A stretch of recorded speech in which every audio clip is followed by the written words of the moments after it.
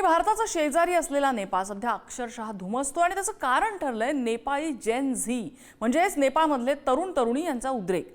हे शेकडो तरुण सरकार विरोधात पेटून उठलेत, रस्त्यावर उतरलेत।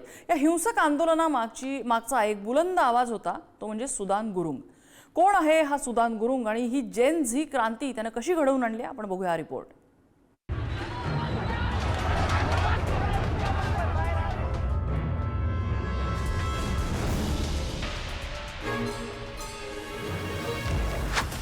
भारताच्या शेजारच्या हिमालय पर्वतरांगांमध्ये वसलेला देश म्हणजे नेपाळ।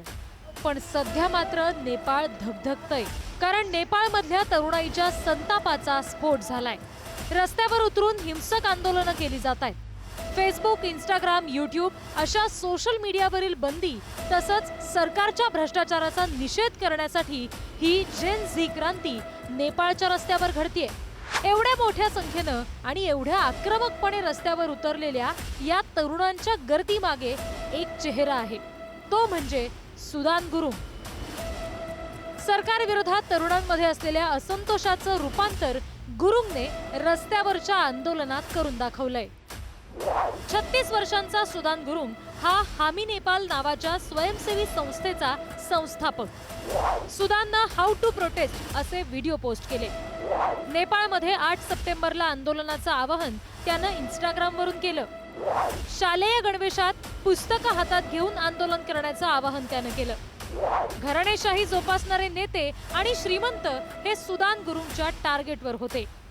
ये देश हमारा है, ये जिंजी लोग का देश है।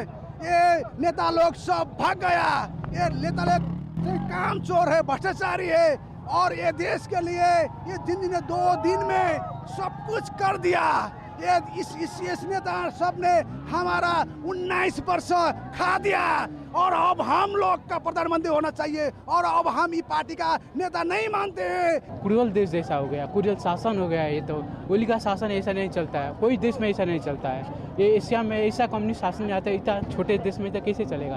ये कभी भी ऐसा नहीं चल रहा है। हम लोग का डेमोक्रेसी लाया, इतने आदमी मर के डेमोक्रेसी लाया। ये ऐसा डेमोक्रेसी किसको चाहिए? किसी को डेमोक्रेसी ऐसा नहीं चाहिए।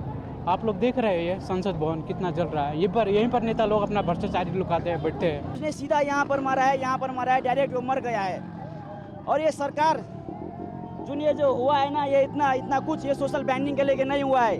हम लोगों को चाहिए यूथ लीडर चाहिए। अब हम लोग परिवर्तन खोज रहे हैं। ये बूढ़े लोग है ना, ये बूढ़े लीडर है ना, वो हम लोग का अब वक्त हो गया है। अब नहीं चाहिए, हमारा यूथ चाहिए। अब सुदान यांच्या सांगण्यावरून शेकडो तरुण तरुणी रस्त्यावर उतरलेत आणि ही तरुण पिढी जेन झी म्हणून ओळखली जाते। जेन झी म्हणजेच जनरेशन झेड। 1997 ते 2012 या काळात जन्माला आलेली पिढी। इंटरनेट, डिजिटल तंत्रज्ञान, स्मार्टफोनच्या युगात जन्मलेली वाढलेली ही पिढी। तांत्रिकदृष्ट्या साक्षर आणि सोशल मीडियावर सक्रिय असलेली पिढी।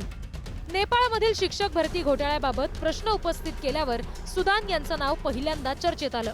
भरती प्रक्रियेत पैशाच्या आणि राजकीय संबंधांच्या आधारे नियुक्त्या केल्याचा आरोप गुरुंग यांनी केला आणि या आरोपांनंतर त्यांच्यावर कथित हल्ला देखील करण्यात आला होता। हेच सुदान पुन्हा एकदा सरकार विरोधात उभे ठाकलेत। पण यावेळी सगळ्या नेपाळची तरुणाई त्यांच्या सोबत आहे। जेन झीची ही क्रांती नेपाळला कुठे घेऊन जाते ते आता पाहायचंय।